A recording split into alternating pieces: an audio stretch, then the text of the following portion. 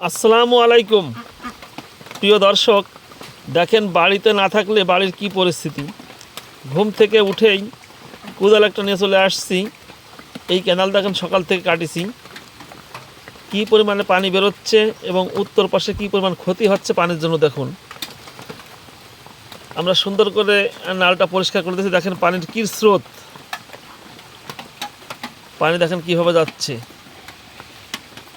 এই দেখেন আমার বাবা লিচু গাছ লাগিয়েছে, গাছটা কী পরিমাণ লতা হয়েছে এবং গাছের গোড়ায় পুরোটাই পানি বেঁধে গেছে।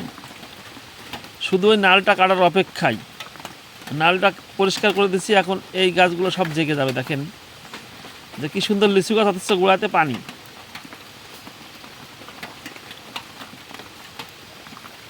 বাড়িতে না থাকলে আসলে বাড়ি সৌন্দর্য থাকে না।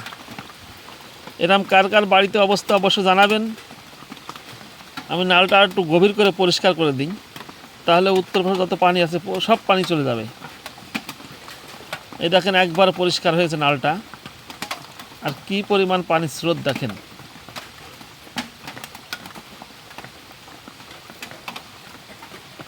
এই পাশে আরেকটা গাছ লাগাইছে আমার বাবা, লিচু গাছ, অনেকগুলো লিচু গাছ লাগাইছে।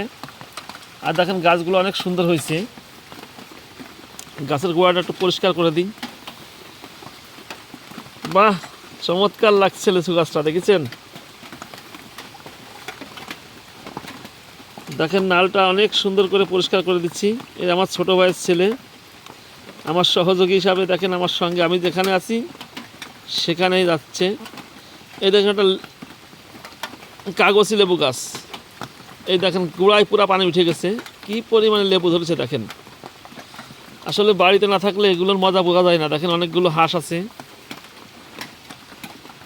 এই যে এই পানিগুলো সব চলে যাবে নাল দিয়ে উত্তর পাশ পুরাটাই। এই দেখেন প্রত্যেকটা লেবু গাছে